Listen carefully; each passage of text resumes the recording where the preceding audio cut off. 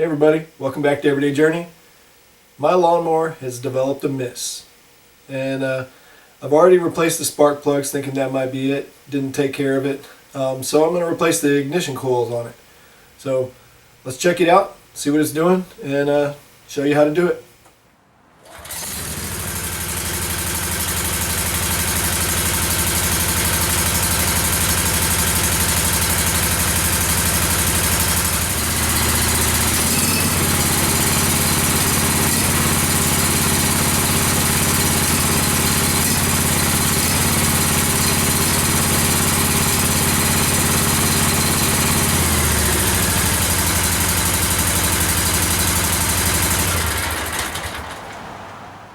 We're going to go ahead and remove the breather hose, and of course the hose clamp is not facing the good direction, so I had to turn it around.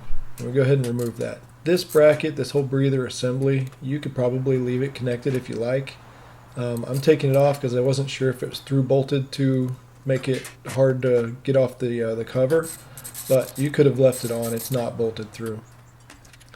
We're going to go around and remove all the bolts that are holding this engine shroud on. Just don't drop any down in the carburetor. If you do, get you a magnet, get it out of there. Just don't start it up with that in there because it won't be good. Just work our way around. You may have to play around with the different socket extensions, things like that, so that you can get to them. May have to take them off, just like I did here, because it's a little tight, but you should be able to do it without any problems. These over here are easy to get to. Just make sure you keep this one separate. It's specifically for the oil dipstick. These are actually Phillips screws, and I used a socket Phillips head so that I could get to these just because of the space. But you don't have to take those off. I did it just because I didn't want to have to take off the hoses, so this makes it easier. Now we just unbox the new ones, get them ready to put on. Then we go over here and remove the wire for the kill switch, and then unbolt the old ones, disconnect the spark plug cable, and get ready for the new ones. When we put the new ones on, we just compare and make sure they're the same. And we just put these on finger tight and get ready for the gap. I used a piece of cardboard from the packaging, put it in between the old one. It seemed about right. That gives me about the right gap. So I go ahead and press it in here in between the new part and the flywheel, tighten it down, connect the spark plug, and make sure we got clearance on it. When I go to connect the wire, didn't really want to go on there very well, so I had to bend the clip up a little bit, and now it goes on. Let's test it and see if that one was the bad one.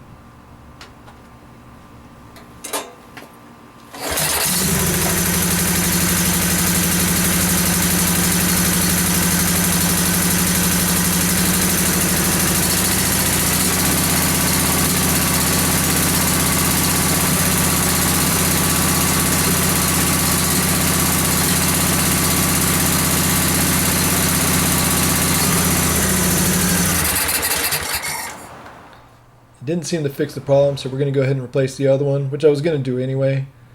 Here I just reused the zip tie that was on there because I'm not sure if that's a high temperature one or not, and if it is, I don't have one, so we're just going to reuse it. So I just put the old one or the new one back on. We go ahead and gap it like it needs to be, tighten it down, and then reconnect the wires. We just give it a quick spin, make sure nothing is rubbing. Doesn't seem to be, so I think we're good. So reconnect the wires, reconnect the spark plug, and then we'll put our zip tie on here to keep our wires away from everything.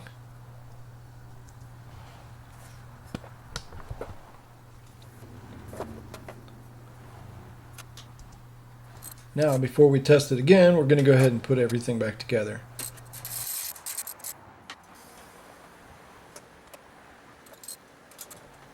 We just go around and put all the bolts in. This right here was the hardest part, trying to get that fuel pump on there, just because those are Phillips head screwdriver or screws, and just hard to balance it on the head of the ratchet there. But it's not that big a deal. Make sure you put the correct bolt in there for that fuel or the oil dipstick, and then we put on the breather.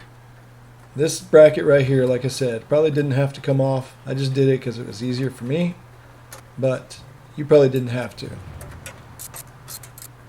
put it back in place, hook everything up, and we should be good to test this thing. Let's see how we did.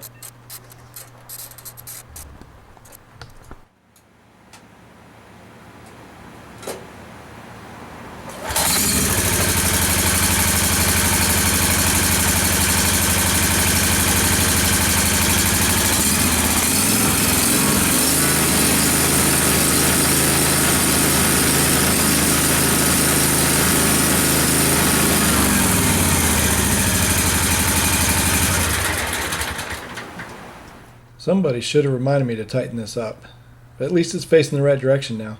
Alright, so we successfully replaced the ignition coils. Everything seems to be running okay. Just going to have to check it out in the field and see how it goes. I didn't notice any kind of miss on it in testing it there, so hopefully I fixed the problem. If not, I'll do another video on how I get it fixed, but we at least got those replaced. The old ones were, it seemed like they were working, but obviously there was a problem. So replacing them wasn't that bad of a thing. The only issue was that little tab that's on there. Just had to pry that up a little so the new kill switch wire would actually, well, so the kill switch wire would actually connect to it. But that's it. They were pretty easy. And if you guys just follow this, I think you'll be able to do the same. So if you got any questions, send them my way. Definitely like, subscribe, comment, all that good stuff. I'll try to respond to the comments as quickly as I can. And just watch out for the other videos. I'll be having another one here shortly. And until then, y'all take care.